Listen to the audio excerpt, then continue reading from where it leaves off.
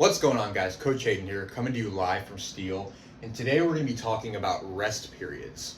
Now, we did just recently publish a video on the YouTube channel about this, so you can definitely go check that out to get a basic understanding of rest periods. Today we're going to go into a little bit more detail just to help you understand exactly why resting is important and what kinds of questions do we have when it comes to determining how long exactly as far as minutes and seconds go. So that's going to be our approach for this video. First thing we're going to go over is a basic checklist. So these are the kinds of questions that you should be asking yourself when you go into a rest period. And it's the kinds of things that we as coaches will be asking you as well. The first of which is, are you out of breath? So when you do your first working set, you rack the weight, you're huffing and puffing a little bit. That's okay. You're in the gym, you're allowed to get tired. But when you go into your second set, you should not still be out of breath like you were when you racked the weight and you were tired trying to catch your breath. We want that to not be a limiting factor when we go into our second set. We want to maintain some level of performance. So that's our first consideration. Second is, are you ready mentally to train hard again? So like in comparison to the first one, this is less physical. It's partly physical, but a lot of it is mental and psychological. Are you ready to give a significant performance for your next set or however many sets you have for that day? Are you ready to do that mentally speaking? That will also determine our rest period. Thirdly is there too much fatigue?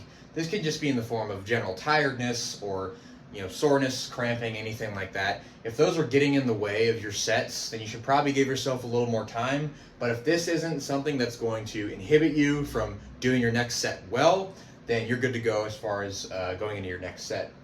Lastly, this is kind of a check to make sure that all these other things are accurate, or at least fairly accurate, to make sure that the rest is doing what it needs to be doing, is could you at least in your head say, I could get 5 quality reps given how rested or tired I am at this given moment.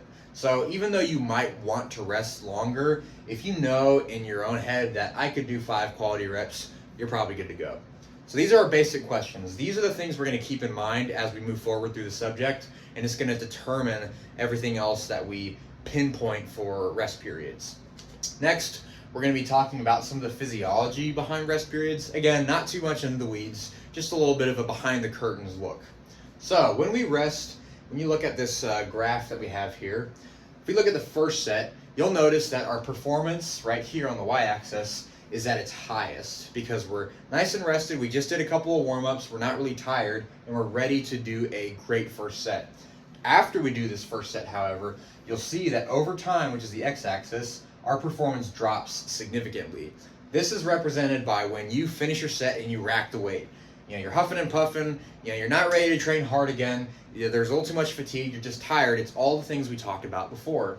This is when we get to this point here. That's when our performance is relatively significantly low. Not absolute zero, but you understand the point of the illustration. We need to allow some time to pass for our performance level to rise to a certain level. And this level, represented by the dotted line here, is called a minimum recovery threshold. So this is the amount of time that you need to wait before our performance gets to an acceptable level to where if we did another set, it would be a quality set. Because if we only waited until here and then we did it again, we wouldn't get a lot of quality stimulus out of that set. So we want to make sure that we rest long enough to at least get to this dotted line. Ideally, a little bit above it is best just to be safe, but this is our standard right here. And then the pattern continues for however many sets you have. So you do your next set, performance drops, you wait until at least that dotted line, you reach that, or a little bit above, and then so on. So this is the basic physiology behind it. Now, combining the checklist and the basic understanding of the science behind it, how does that apply to you? What can you do with that? Well, we have, as I mentioned before in our most recent video, we talked about how long to rest in comparison to the kinds of lifts that you're doing or how hard the movement is. That's going to be our application. So just like in that video, the first thing we talked about is the kinds of lifts that you perform.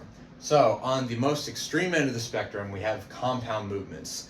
We have your squat, your deadlift, your bench press, and your overhead press. These are the things that are more fatiguing, generally speaking. And for this reason, we want to rest anywhere from 2 to 3 minutes for our working sets.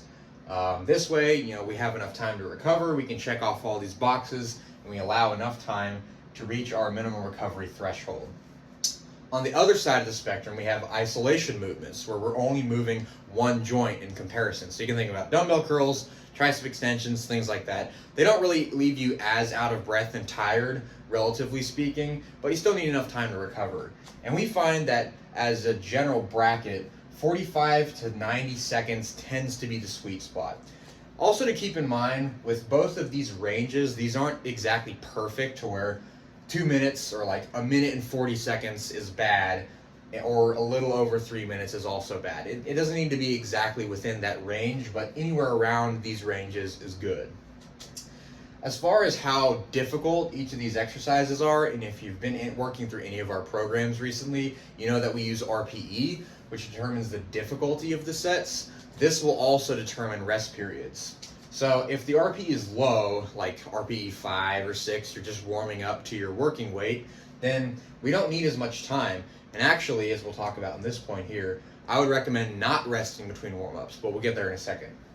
If the RPE, however, is higher, so our RPE 8s, our 9s, those are the things where we really need to prioritize rest periods so that when we do multiple sets, we can maintain that RPE 9 and maintain a high level of performance. So we would need more time.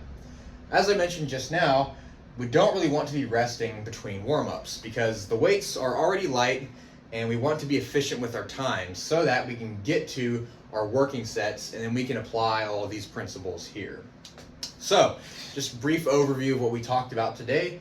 We have our basic checklist of questions. Are you out of breath? Are you ready to train hard again? Do you have too much fatigue? And could you at least do 5 quality reps given how tired you are at that moment, thinking about going into the next set? We have basic understanding of physiology, what happens when we rest. We have a certain level of performance that we need to reach to do a certain set, and that's going to drop after the set's completed, and then we need to wait until we reach that minimum recovery threshold to do our consecutive sets. And this is exactly how these principles come together in our application, which creates these kinds of ranges. 2 to 3 minutes for compound movements is good. 45 to 90 seconds for isolation movements tends to be the sweet spot. Those will be modulated by RPE, how low or high it is, and we don't really want to be resting between warm-ups.